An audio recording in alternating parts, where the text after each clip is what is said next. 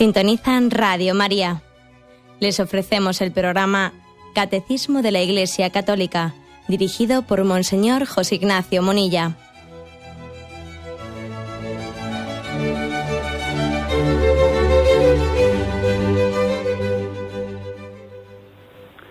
Un cordial saludo a todos los oyentes de Radio María. Un día más, con la gracia del Señor, proseguimos el comentario del Catecismo de nuestra Madre la Iglesia. Estamos en el apartado que tiene como título Jesús enseña a orar. Después de que habíamos concluido el apartado en el que nos mostraba cómo oraba Jesús, ahora se van recogiendo los consejos, las enseñanzas que más o menos explícitas que Jesucristo dio sobre cómo orar. Habíamos quedado en el punto 2608, en el que se recogen en el llamado Sermón de la Montaña algunos de los consejos concretos que Jesús dio sobre cómo orar. Habíamos hablado de la reconciliación con el hermano antes de ir a presentar la ofrenda en el altar. Habíamos dicho también cómo Jesús nos pide el amor a los enemigos y la oración por los perseguidores. Reza por los que te calumnian, reza por los que te persiguen.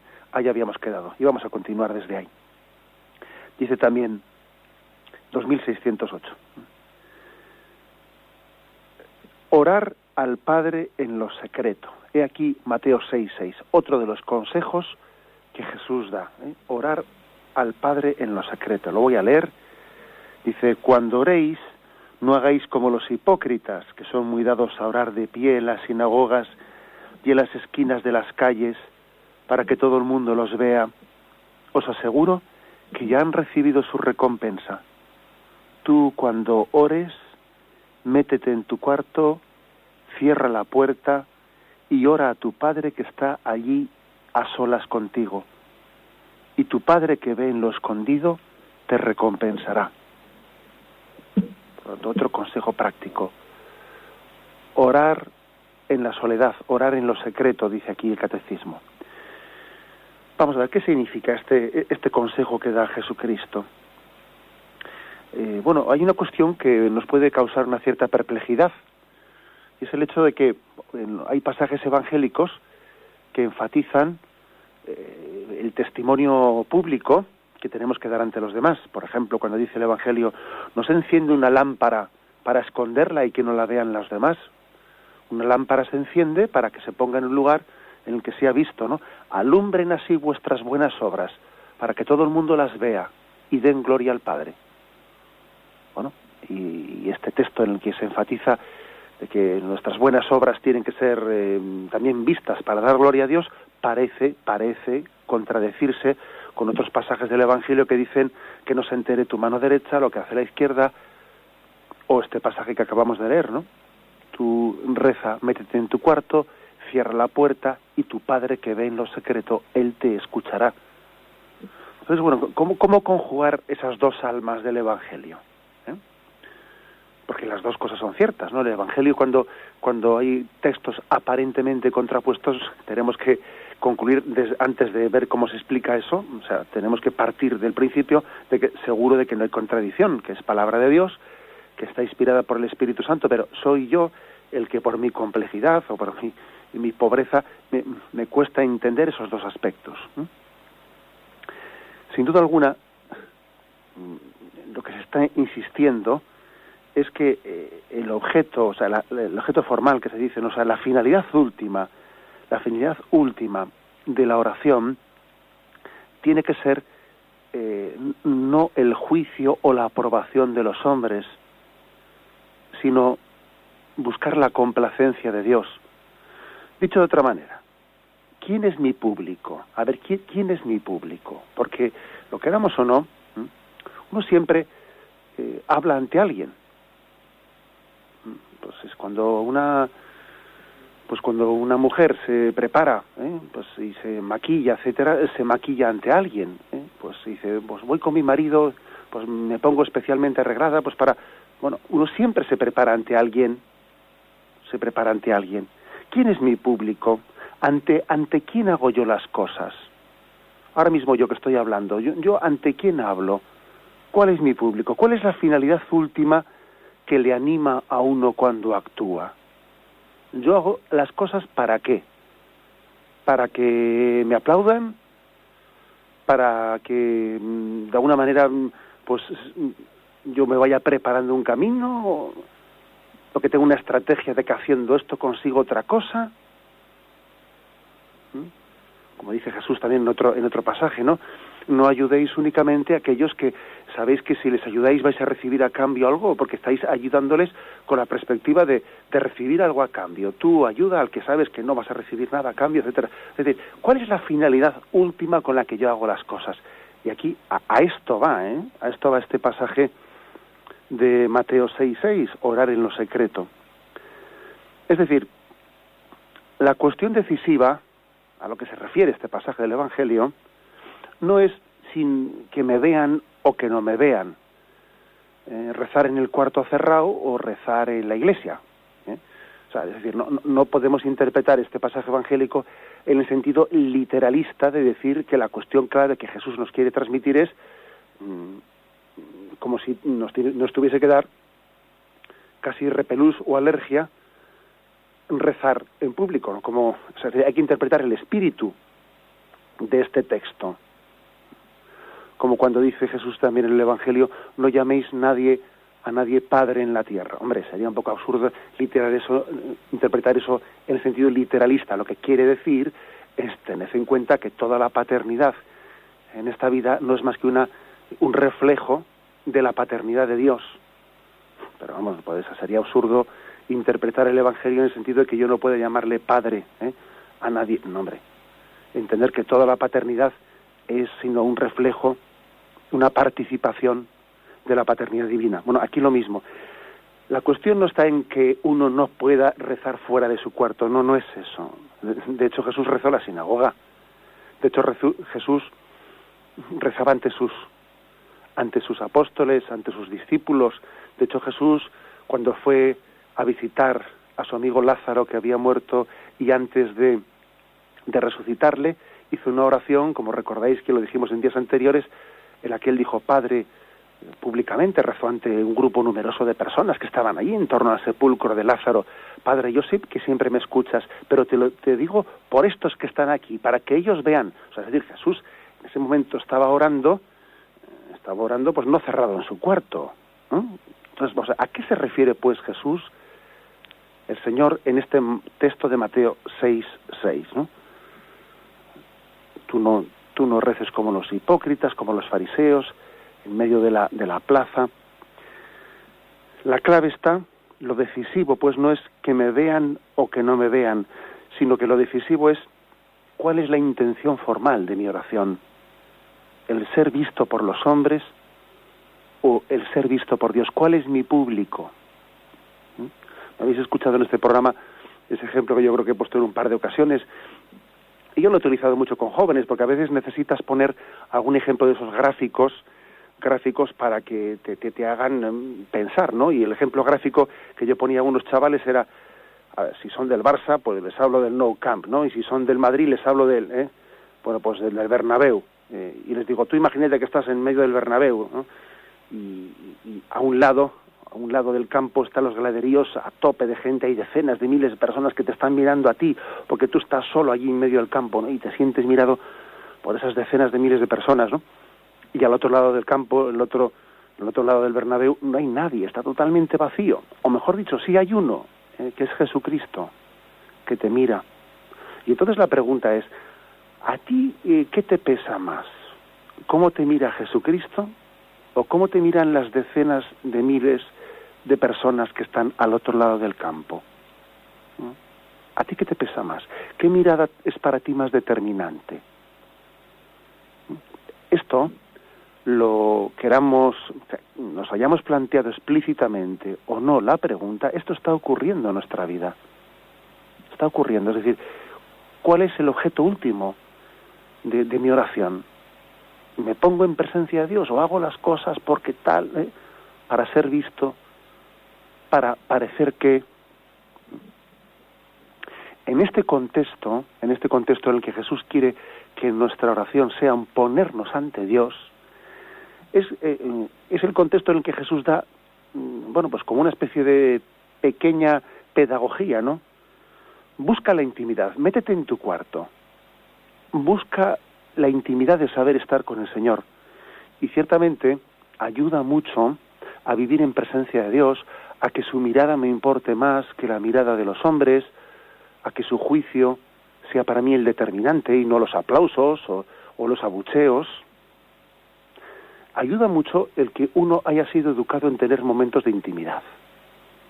El que en su vida, pues por ejemplo, tenga un rincón especial en el que se queda a las solas con el Señor y allí él se sabe mirado, se sabe escuchado. Pues por ejemplo uno dice, pues mira, yo tengo una capilla especial en la que me retiro y yo, bueno, pues es un lugar que me ayuda mucho a la intimidad, ¿no? A veces, siendo pequeños, tenemos grabado en nuestra memoria como en un jardín de la casa, allí había una imagen de la Virgen, una capilla, una ermita determinada, momentos de la vida, ese acostarnos por la noche que nuestra madre nos ha acompañado, nos ha ayudado a rezar. O sea, es decir, ha habido momentos de especial intimidad. Y es bueno que también exista esto, ¿eh? Es bueno. Porque cuando hay como lugares especiales de intimidad en el que uno se le apetece estar siente una gran atracción por esa intimidad de estar a solas con el Señor, esto ayuda a crecer en conciencia de que lo principal de la oración es estar con Él. Si uno tiene esas experiencias de intimidad en su cuarto, en una ermita, en un sitio especial para Él, cuando le toque estar en público, la mirada de los demás no le va a distraer de la mirada de Dios. No le va a distraer. Pues bueno, tenemos que reconocer que la mirada de los demás nos condiciona mucho. Pues por ejemplo, ¿no? Uno, imagínate, pues lees tú a solas la Sagrada Escritura, la Biblia, ¿no? Pero un día te hacen leerla, pues en público, te dicen, a ver, por favor, ¿puede salir aquí alguien a leer esta lectura? Y te tiembla la voz, te tiemblan las piernas, ¿no? Cosa que tú a solas la leerías muy a gusto. Pero bueno, por una parte esto es explicable sencillamente por la falta de costumbre de estar en público, esto es perfectamente explicable, ¿no?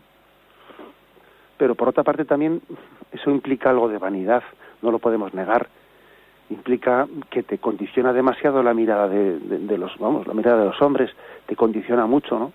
Puede ser puede ser explicado por una falta de hábito normal, pero también está mezclado con la vanidad que tenemos. Nos sabemos mirados y escuchados, ahí va, y ya me pongo nervioso. Ya no soy yo mismo, ya me cambia el tono de la voz, ¿no? Ya enseguida porque hay otras personas delante. Bueno, esto es lo que tenemos que ir educando en nuestra vida. Lo que Jesús nos dice es que si yo me he acostumbrado a estar en lo secreto con mi Padre, es decir, entra en tu habitación, cierra la puerta, estate a solas con Él, sábete que Él te mira, sábete mirado por Él, escuchado por Él, que te importe, ¿no? Especialmente, ¿no? Su presencia, que te configure, que te determine, ¿no? Todo lo demás, ¿cómo te diría yo? Pues se va a relativizar muchísimo, que me miren, que no me miren, a ver cómo quedo, a ver cómo no quedo, y todo lo demás se va a relativizar en la medida en que la presencia de Dios es más fuerte en nuestra vida. La mirada de los hombres pues pasa a tener otra dimensión. Este es el primer consejo de Jesús: orar en lo secreto. Tenemos un momento de reflexión y continuamos enseguida.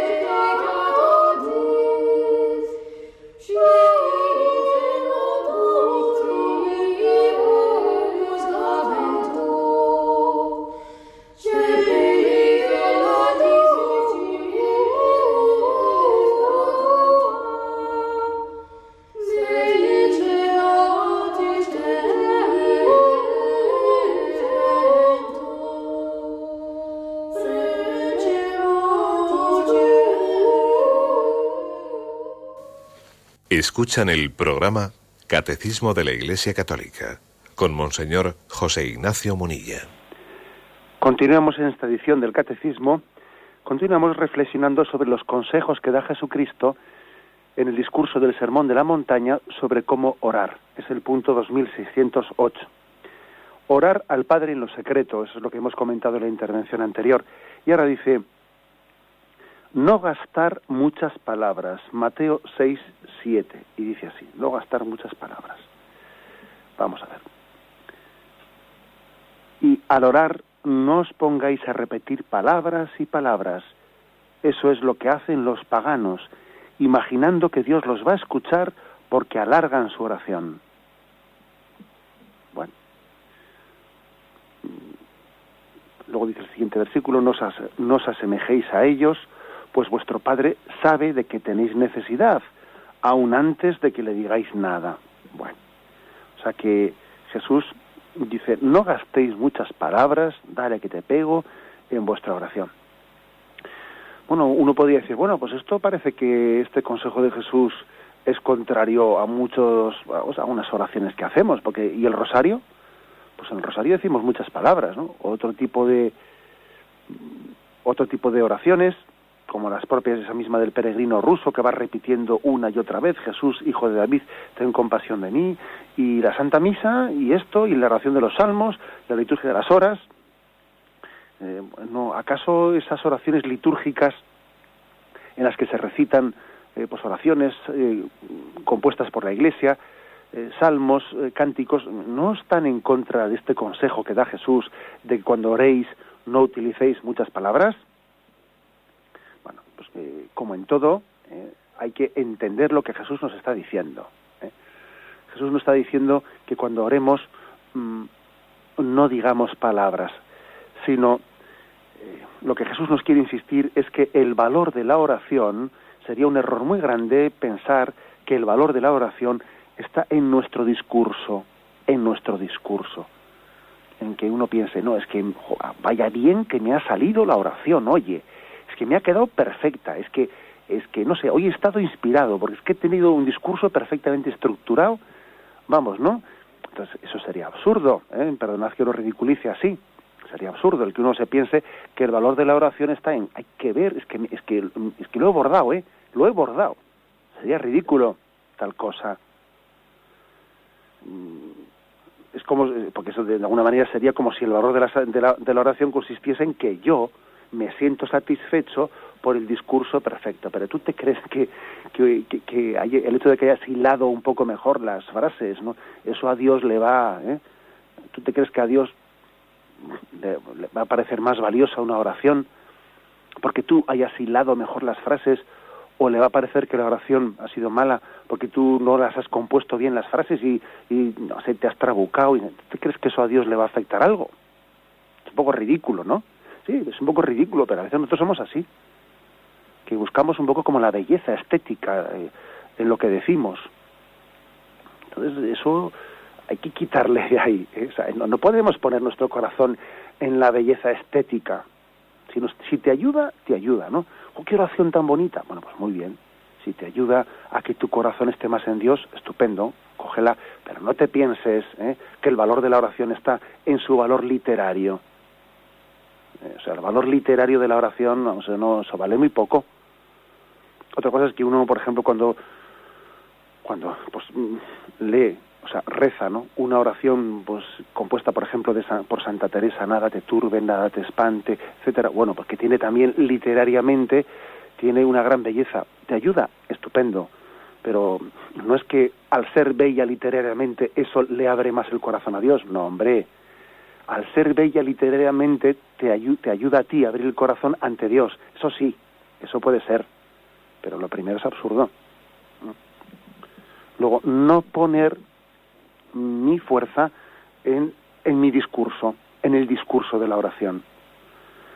Porque yo, entre otras cosas, ni le voy a instruir a Dios, que Dios ya se sabe muy bien, Dios ya sabe muy bien lo que yo necesito. Yo no necesito decirle, Señor, te lo voy a recordar por si se te ha olvidado. Hombre, Dios ya lo sabía, A Dios no hace falta ni que le recuerdes las cosas, ni de que le convenzas, que está muy convencido. Dios está muy convencido, no hace falta que tú le convenzas, ni le refresques la memoria, ¿no? De lo que se trata es que en la oración sea un ponerse delante de Dios y decirle, aquí me tienes, en tu presencia. Por eso el rezo del Santo Rosario, por ejemplo, el rezo del Santo Rosario no es contrario a este consejo de Jesús de que cuando oréis no utilicéis muchas palabras, no. La clave está en cómo lo rezo, si me ayuda a ponerme en presencia de Dios y a decirle, Señor, aquí me tienes, en tu presencia estoy. O esa oración del peregrino ruso que va caminando y según camina de una manera casi acompasada, ¿no? Acompasada con su propia respiración, va diciendo, Jesús, hijo de David, ten compasión de mí. Jesús, yo recuerdo que haber hecho el Camino de Santiago, y claro, tantísimos kilómetros, pues en la cabeza se te van muchas cosas, ¿no?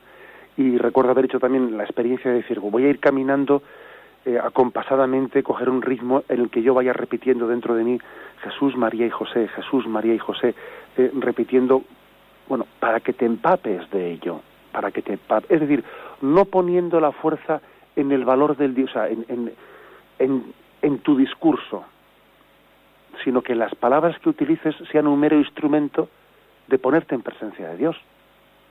Las palabras son instrumentos, ¿no? Las palabras no son el fin de la oración. Son un instrumento para llegar al corazón de Dios. Bueno, pues Jesús, hijo de David, ten compasión de mí. O ese caminar del peregrino, ¿no? Jesús, María y José, o la Ave María, etcétera, que nos ayuden a ponernos en su presencia. La clave de la oración, me lo habéis oído a mí, que no sé cómo no, ya estáis hartos de escuchármelo, la clave de la oración está en ponernos en presencia de Dios. Lo principal de la oración es a quién me dirijo, con quién estoy, antes de qué le digo. Me pongo en su presencia, aquí me tienes. Bien, damos un paso más. El Catecismo nos dice ahora, pues, estamos recogiendo distintos textos, dice, orar en lo secreto, no gastar muchas palabras. Siguiente, dice, cuando eres, perdona desde el fondo del corazón al orar. Mateo 6, 14, 15. Esto también viene en el Sermón de la Montaña y es la conclusión después de que Jesús explicó el Padre Nuestro.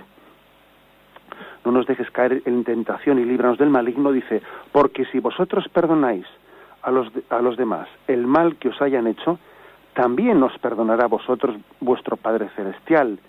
Pero si no perdonáis a los demás, tampoco vuestro Padre os perdonará vuestros pecados. O sea, es decir, que es una especie como de un pequeño comentario que, según el Evangelio de San Mateo, añade Jesús al Padre Nuestro. El Padre Nuestro ahora no vamos a entrar en explicarlo porque el Catecismo lo va a explicar punto por punto, petición por petición del Padre Nuestro más tarde. Pero aquí ha querido, para reservar estrictamente ese comentario para su momento, aquí el Catecismo ha querido recoger esa especie de prolongación después del Padre Nuestro, en el que se nos dice que si, dice, lo vuelvo a leer, porque si vosotros perdonáis a los demás el mal que os hayan hecho, también os perdonará a vosotros vuestro Padre Celestial, pero si no perdonáis, tampoco vuestro Padre Celestial os perdonará.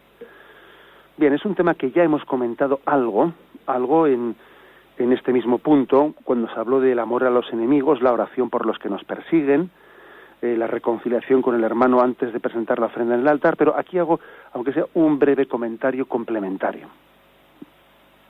Una oración bien hecha, una oración hecha con intensidad, es aquella que, al ponernos ante Dios, nos hace caer en cuenta de que todo es gratuito, de que todo es don de Dios. Uno cuando reza y comprende la presencia de Dios en su vida, se da cuenta de que su vida es un regalo. Todo es don, todo es gracia. ¿Qué tengo yo que no haya recibido? Si Dios es mi Padre, etcétera, etcétera. Es decir, tenemos que subrayar que un signo de la oración bien hecha es la conciencia de gratuidad. La conciencia de gratuidad. La oración bien hecha a mí me lleva a descubrir que que uno no tiene más mérito que acoger el amor de Dios. ¿Cuál es el mérito del hombre? El mérito del hombre es acoger el amor de Dios, no estorbarle a Dios, ¿no?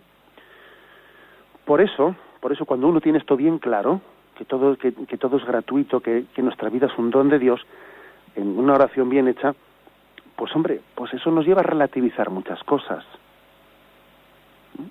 Uno hace una lectura muy distinta de las cosas que ocurren en su vida y le lleva a relativizar problemas que hay en su vida, disgustos, y dice, pues no es para tanto, ¿no? Mira, tengo este lío en la cabeza, he tenido un problema en la oficina, hemos tenido un roce, un enfrentamiento, es que no es para tanto, ¿no? Si es que, o sea, la experiencia de que la vida es un don gratuito de Dios hace que uno relativice otras cosas. Y al revés, valora lo que antes no valoraba. Cosas a las que antes no les daba la más mínima importancia, ahora comienza a dárselas.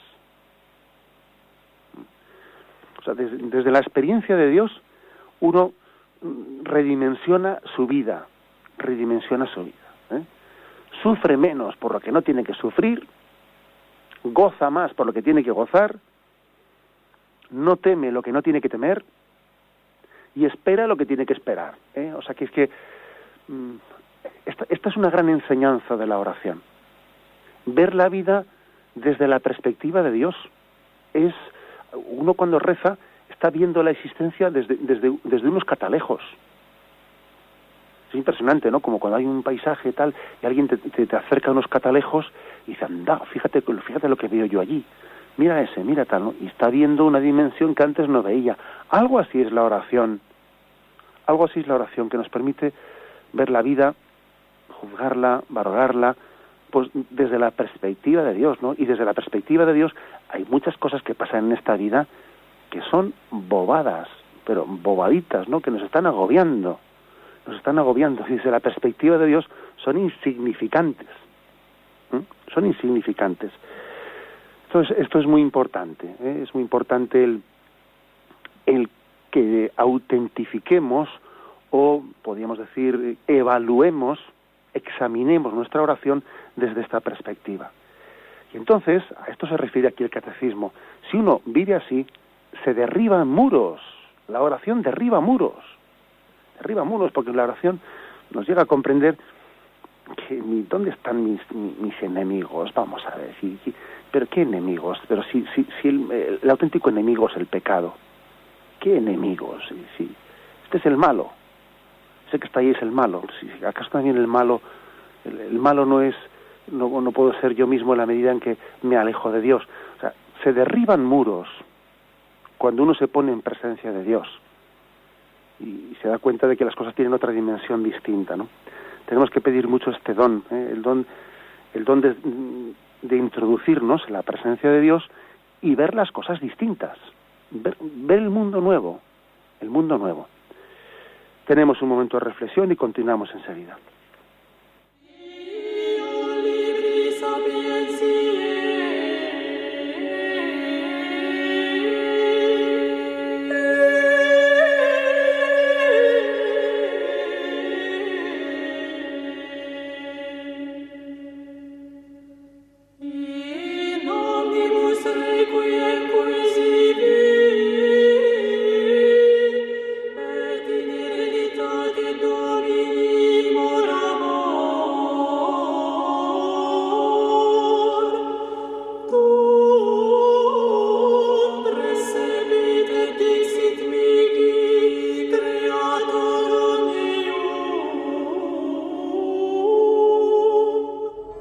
Continuamos en esta edición del Catecismo. Queremos concluir hoy este punto 2608, en el que se explicitan diversos consejos que Jesús da sobre cómo orar, consejos que Él da en ese sermón de la montaña.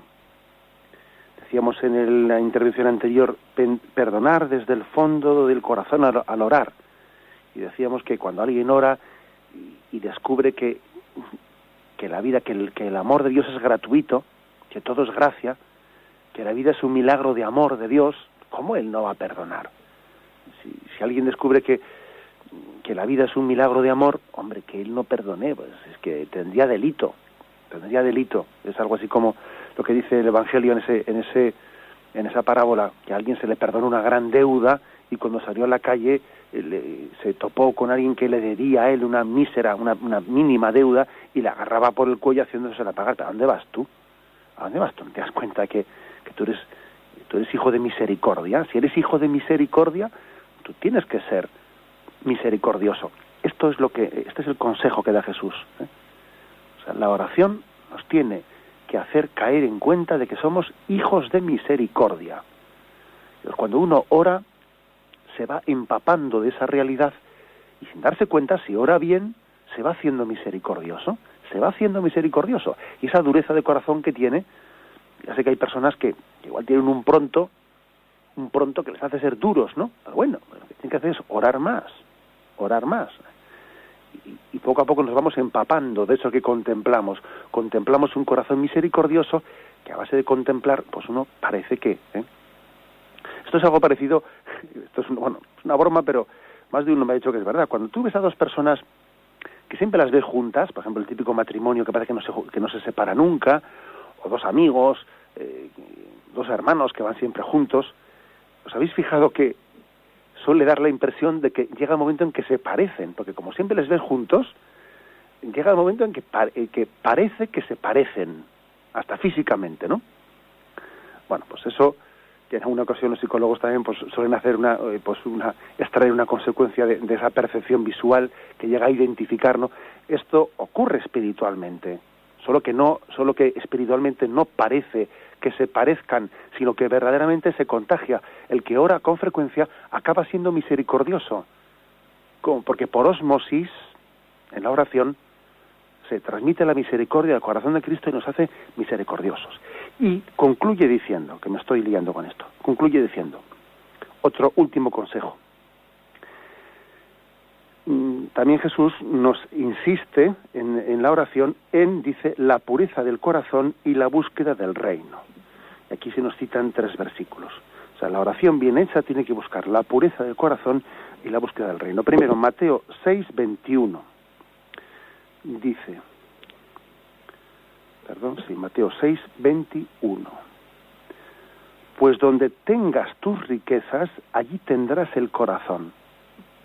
Primera llamada de atención. Es decir, ¿dónde está el centro de gravedad de nuestra vida? Si yo no rezo, o si la oración no ocupa un lugar central en mi vida, es que mi centro de gravedad no está en Dios. Es que es así. Porque una cosa es que racionalmente, intelectualmente, yo afirme el centro, el valor supremo de mi vida es Dios. Sí, pero un momento, Tú no solamente eres una razón abstracta, tú también eres un ser que tienes un corazón, que tienes unos afectos, que tienes unos sentimientos. Entonces, como dice aquí este pasaje, ¿no? Donde están tus riquezas, allí está tu corazón. ¿En qué empleas el tiempo de tu vida? ¿En qué descansas? ¿Dónde buscas tu descanso? ¿Dónde buscas tu descanso? Tu descanso es la tele. Tu descanso es coger ahí y hacer zapping, a lo que me echen. Ahí es donde descanso. Es que, ojo, sin darnos cuenta, ahí se está trasluciendo. ¿Dónde tengo yo mi corazón? Cuando alguien está cansado, busca el lugar de su descanso. Y posiblemente, si el lugar de mi descanso pues es la televisión o es no sé qué, eso me está delatando de que no tengo puesto mi centro de gravedad en Dios. ¿Dónde está tu tesoro? ¿Dónde está el tesoro de tu vida, no? Aquello en lo que te rehaces, en lo que renaces de nuevo, en lo que comienza una vida nueva, en donde cargas las pilas, como se dice popularmente, ¿no? Donde cargas las pilas. Y uno dice en la cama. Bien, vale, la cama también, porque tenemos una dimensión física que necesitamos descansar y necesitamos recuperarnos descansando. Bien, vale, eso ya lo sabemos, ¿no? Pues en la cama y en la comida, de acuerdo, bien. Pero espiritualmente, ¿dónde cargo yo las pilas? Y esto, aquí lo que el catecismo quiere decirnos es que la oración es el lugar de descanso. Yo recuerdo recuerdo que en los ejercicios espirituales de mes que hice antes de ordenarme sacerdote, el padre espiritual, un sacerdote jesuita que los predicaba, nos decía a los sacerdotes y a los seminaristas que estábamos allí presentes, nos decía, qué importante es que tengáis, incluso decía él, un sillón puesto delante del sagrario, para que cuando lleguéis a casa, cansados, un día que está en la parroquia, de aquí para allá, ¿no? Y llega la noche, ¿no? Llegas a tu casa y dices, ¿y ahora dónde descanso yo? Me voy delante de la televisión a descansar.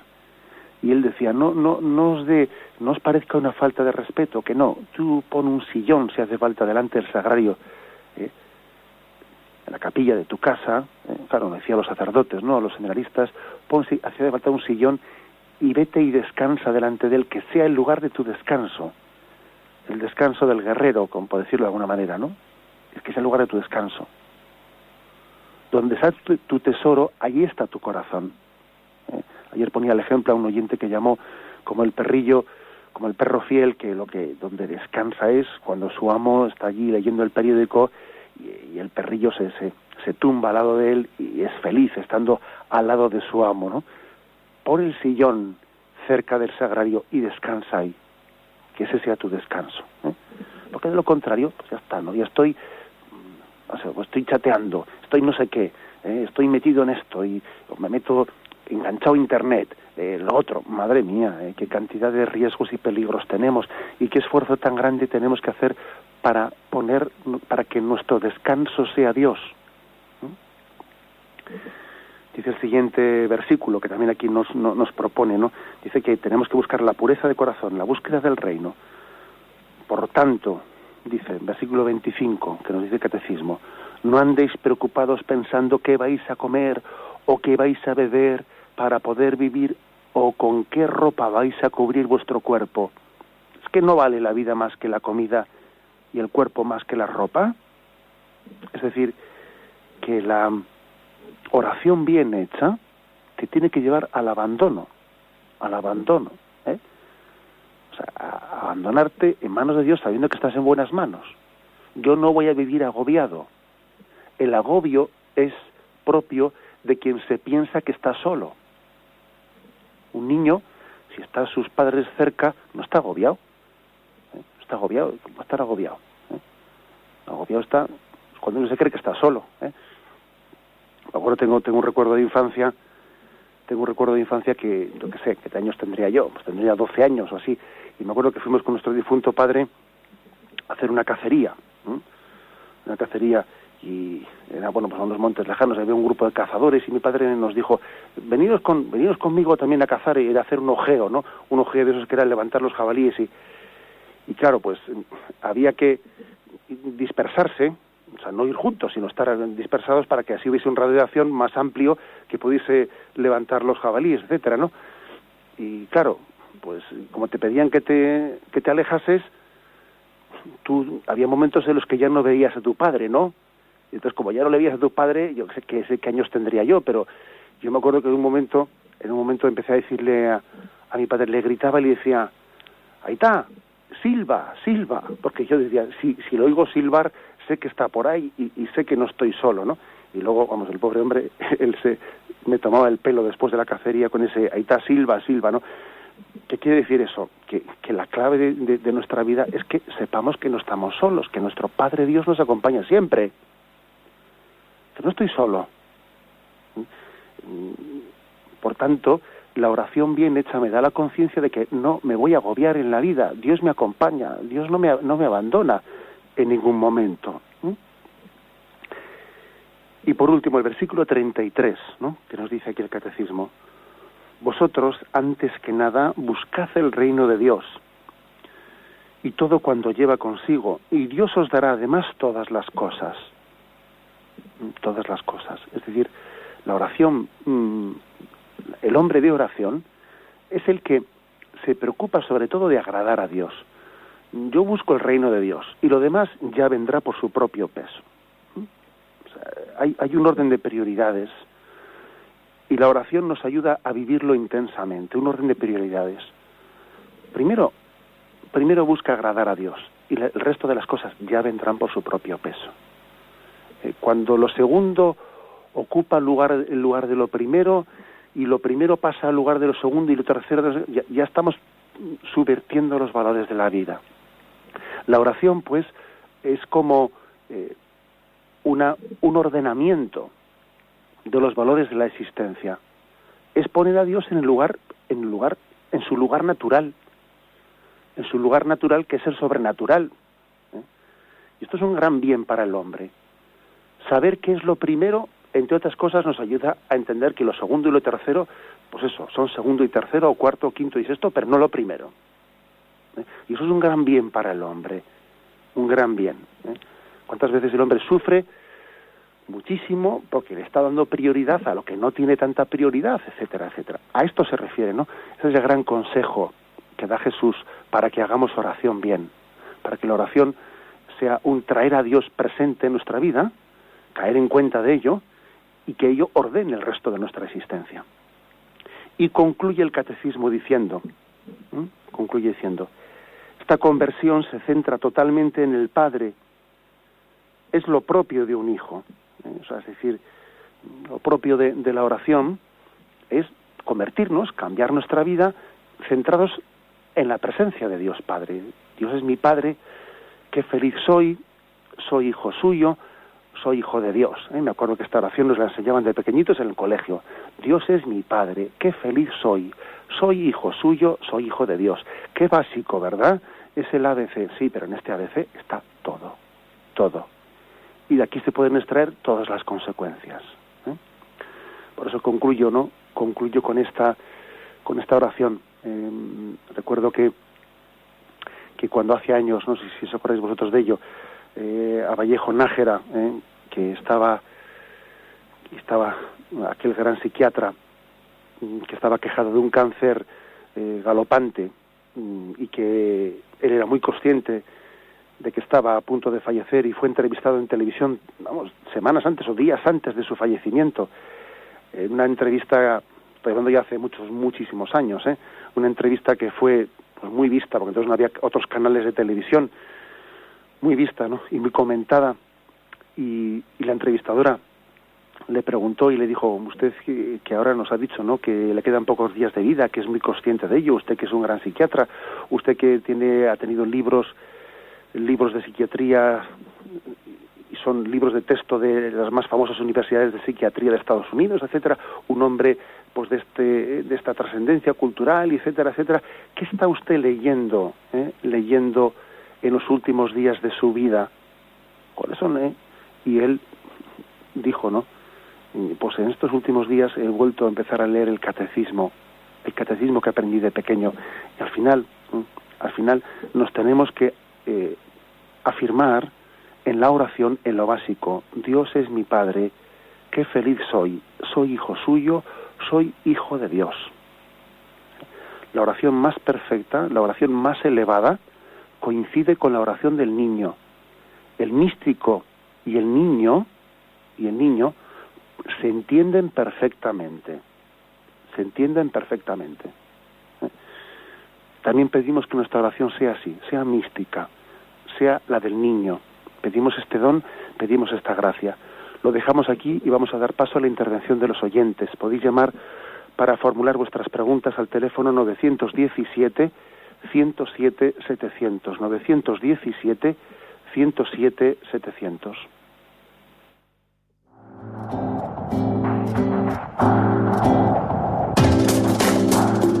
Estos voluntarios que dan su tiempo generosamente en el día a día. Un cordial saludo a todos los oyentes de Radio María. Un día más, con la gracia del Señor, proseguimos el comentario del Catecismo de nuestra Madre la Iglesia.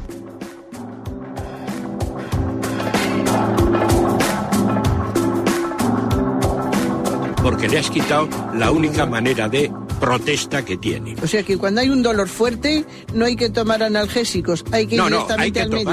Sí, hay que, bien, pero no analgésicos fuertes para que se cometa el error de bloquear la defensa y no poder llegar al diagnóstico. Bien. ¿Le gustaría tener sus programas favoritos de Radio María para escuchar en cualquier momento? Llame y pídanos el programa que más le interesa en cualquiera de sus emisiones. Recogeremos su petición y sus datos completos para hacer el envío. Solo necesita un lector de CD o DVD que admita el formato de compresión MP3. Llame al 917-107-700 y atenderemos su petición encantados. Tome nota. 917-107-700. Radio María, más cerca de usted.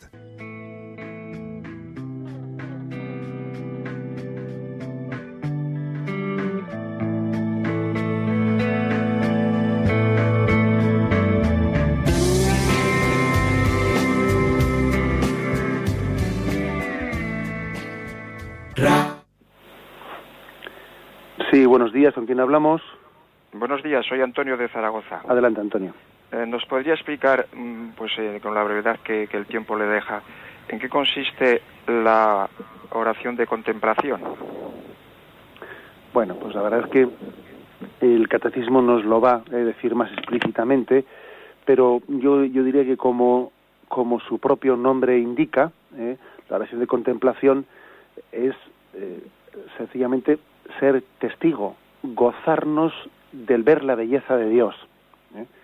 Especialmente es la belleza y la bondad la que nos hace, la que nos resulta atractiva. Entonces la oración de contemplación es aquella en la que uno extrae toda la consecuencia de que Dios es bello. Dios es bello y nos resulta atractivo. La oración de contemplación requiere haber educado un poco el paladar. Claro, pues porque si alguien no ha llegado a descubrir la belleza de Dios, etcétera, la contemplación le aburrirá enseguida. Claro, el cielo será la continua contemplación y alabanza de Dios sin que el hombre tenga en ello aburrimiento ninguno, ¿no? Luego tenemos que pedir a Dios que eduque nuestro paladar, ¿no? Que eduque nuestro paladar para que nos resulte gozoso, atractivo, sabroso, atrayente, ¿no? El misterio de Dios, su belleza, su bondad. Eso es la contemplación. Gozarse contemplando, gozarse viendo. Yo qué sé, como por ejemplo unos padres la gozan viendo a los niños pequeños en la cuna y no se cansarían nunca de mirarles, ¿no? Algo así.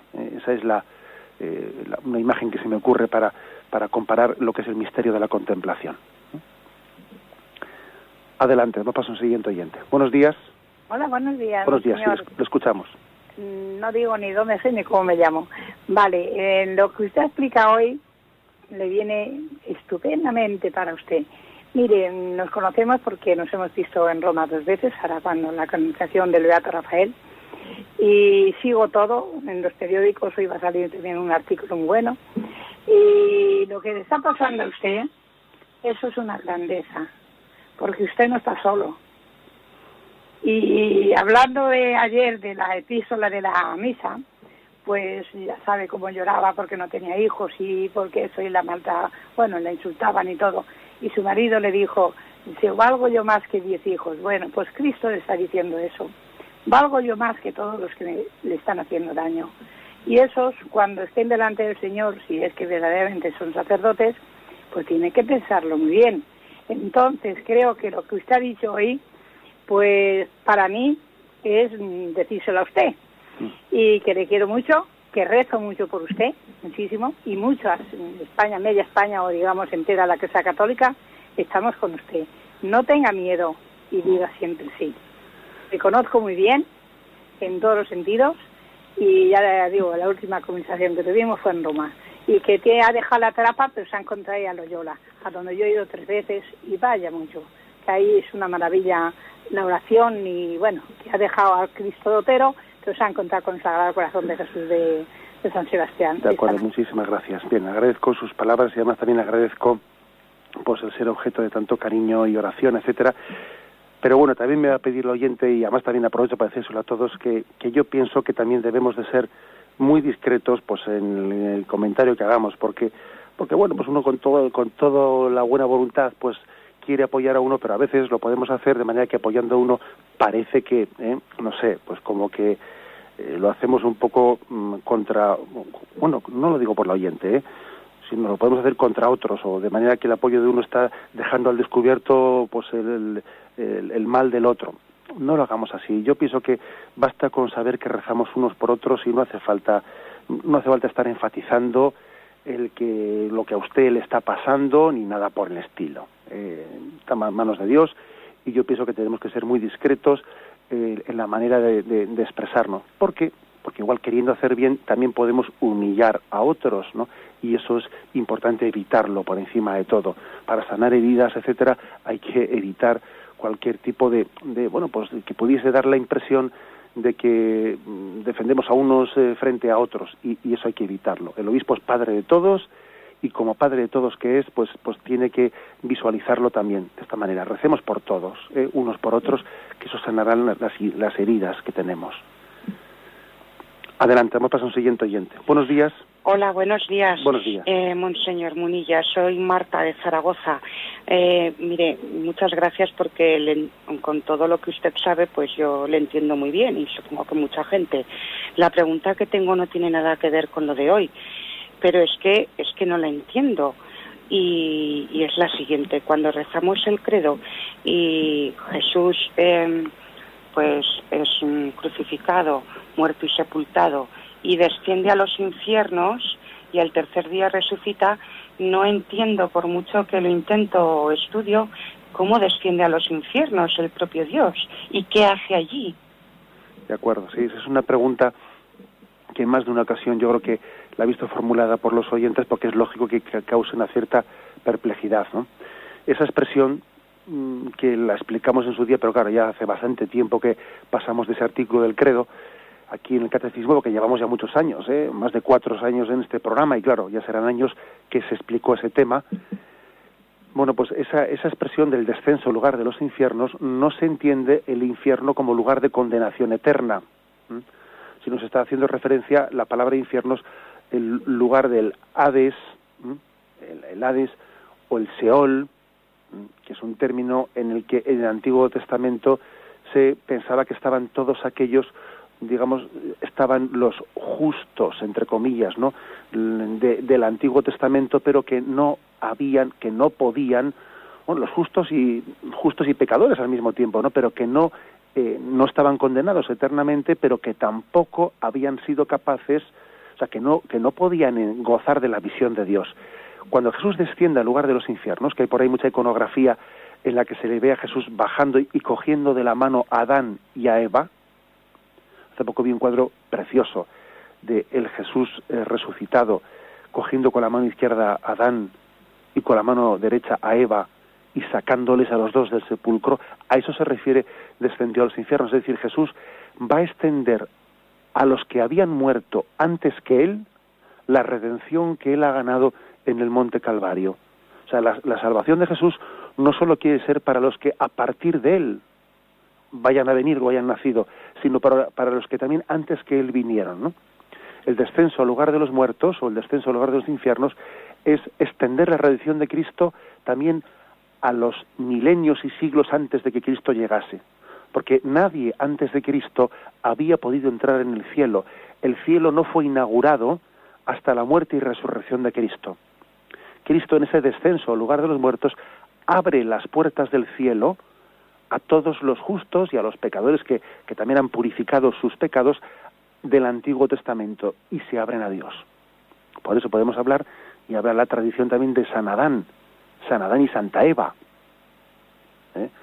santificados porque estaban ya purificados de su pecado, y Jesús les rescató y les introdujo en el cielo. A eso se refiere, y descendió al lugar de los infiernos, o descendió al lugar de los muertos, a ese sentido.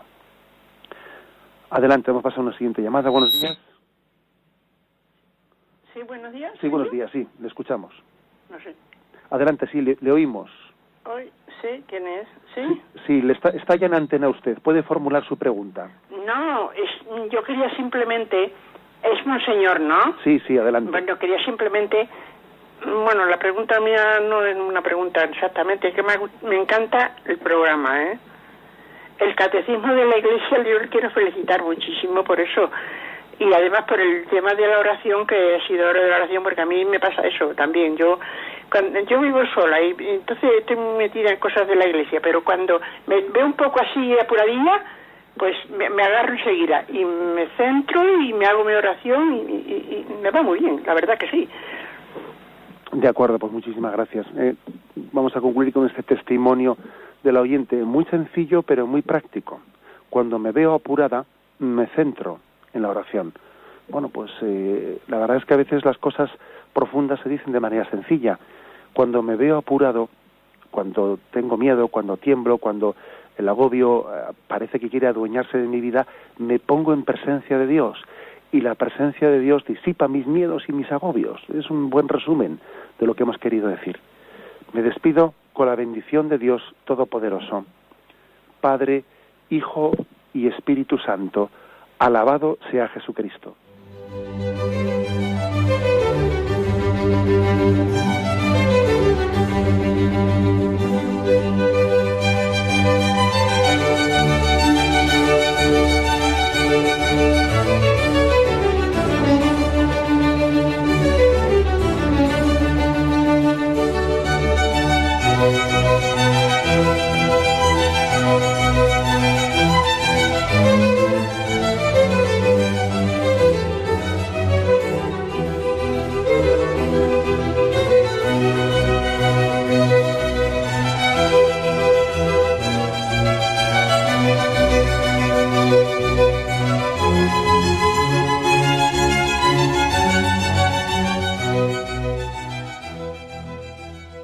Les hemos ofrecido el programa Catecismo de la Iglesia Católica, dirigido por Monseñor José Ignacio Munilla.